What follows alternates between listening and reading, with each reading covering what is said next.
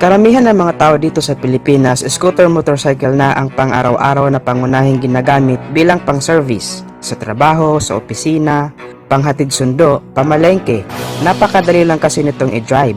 Napaka-convenient at presyong pangmasa pa. Kaya pumatok talaga sa Pinoy ang Yamaha Mio at Honda Click 125 dahil sa abot kaya ang presyo nito. Kaya nga hindi masyado pumatok ang mga naglalakihang bersyon ng maxi scooter kagaya ng T-Max, Boardsman 650, Forza 750. Hindi nga rin kasi ito praktikal gamitin dahil bukod sa masyadong mahal ang kanyang price tag ay napakalaki din ng kanyang overall body size at medyo mahirap siya isingit-singit sa traffic. Kaya nga ginawa nito ng paraan ng ibang motorcycle company na maglabas din ng smaller version ng kanilang mga high-cc maxi scooter. Para naman at least bukod sa mga Mio at Click, may iba pa silang pagpipilian. At currently ito ngang si Yamaha ay patuloy na rin ng pagpuproduce ng kanilang smaller version ng X-Max. From 300cc ay meron na rin itong 125cc version.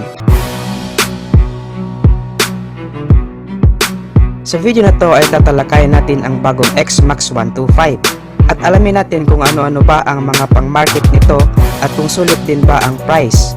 Pero bago tayo mag-umpisa ay huwag kalimutang mag-subscribe at pakihit na rin ang likes bilang suporta sa ating munting channel. Ang X-Max 125 ay smaller brother ng X-Max 300. Kung mapapansin natin ay magkapareho talaga sila ng design sa looks. Sa engine lang sila nagkakaiba. Ang kanyang displacement ay 125cc, single overhead cam engine. Ang kanyang maximum power ay 14 horsepower at 8,780 RPM.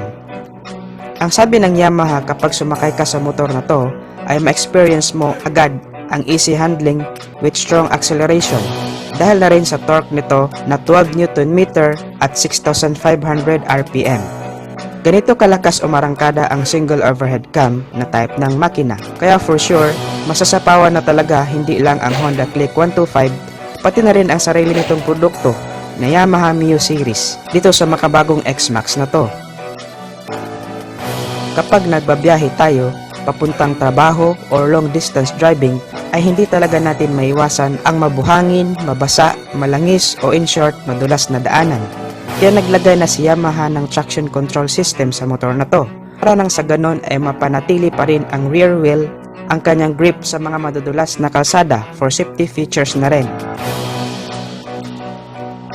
Minsan mahirap din basta na lang ipatong o iwan na lang ang ating helmet sa motor dahil posible itong manakaw. Ang solusyon naman ni NMAX dito ay mas nilakihan pa ang underseat compartment na kasya ang hindi lang isa kundi dalawang helmet.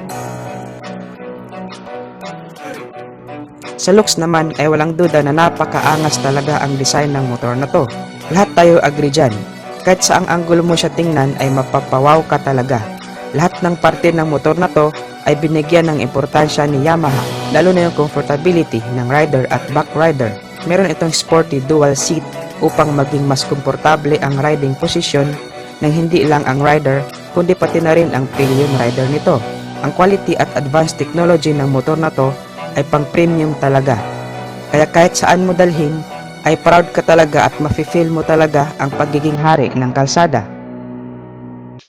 Meron itong 13 liters of fuel tank capacity at dahil nga meron na rin itong blue core na trademark na ni Yamaha sa kanyang mga scooter, samahan mo pa ng VVA o variable valve actuation ay mas pinapatipid pa nito ang kanyang fuel consumption na nakakatakbo ng 43 kilometers per liter. Naka-ABS o anti-lock braking system ang preno nito sa likod for safety features at adjustable din ang kanyang windshield. Ang size naman ng gulong niya sa unahan ay 120 by 70 size 15 at sa likod naman ay 140 by 70 size 14. So medyo malaki ang gulong niya. Proportion din lang sa kanyang body size. Pangit din naman tingnan kung malaki ang body tapos maliit ang gulong. Meron itong 4 na color variant katulad ng Blazing Gray, Phantom Blue, Sonic Gray at Radical Red. Ang kagandahan din nito ay pwede mong lagyan ng iba't ibang setup ang X-Max 125, lalo na kung gusto mo pa na talagang pagandahin ang forma nito. Pwede mo itong lagyan ng rear carrier bracket O kung gusto mo naman ng mas lalong komportable ang backride mo, pwede mo rin itong lagyan ng passenger backrest. Pati ang windshield, pwede mo rin palitan ng mas maikli o mas mahaba. Overall performance ay masasabi ko talaga na okay ang scooter na to. Pati sa kanyang looks, technology at power ay wala akong masasabi. So sa price na lang talaga natin malalaman kung sulit pa talaga ang price ng motor na to. Actually, para sa isang 125cc category scooter, ay masyadong overpowered na ang motor na to. Pero syempre, alam naman natin na mataas ang kredibilidad ng Yamaha. Kaya hindi pwede na ang isang motor na may magandang components ay bibigyan mo lang ng mababang price tag. Kung ididikit mo naman ang presyo nito sa Mio, ay baka maapektuhan ang sales ng Mio. Ang price ng X-Max 300 ay nagkakahalaga ng 249,000 pesos at ang NMAX 155 naman ay nagkakahalaga ng 120,000 pesos.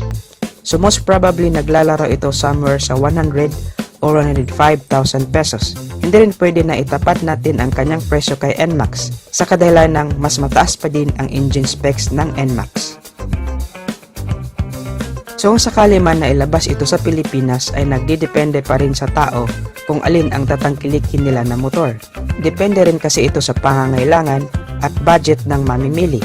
Tayong mga Pinoy ay napaka-practical natin when it comes sa mga motor. Gusto natin ng mas mura pero de kalidad at very useful na motor. Kaya mas tinangkilik natin ang Yamaha Mio Series at Honda Click kasi napaka-practical nito. Pamalengke, pang negosyo, pang service, panghatid sundo, madali din itong dalhin. Kasi bukod sa sakto lang ang laki nito ay napakagaan ding dalhin at higit sa lahat presyong pangmasa din.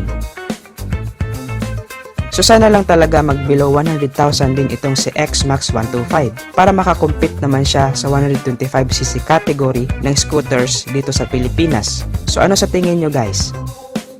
Paki-comment sa comment section down below kung ano ang masasabi nyo sa video nating to.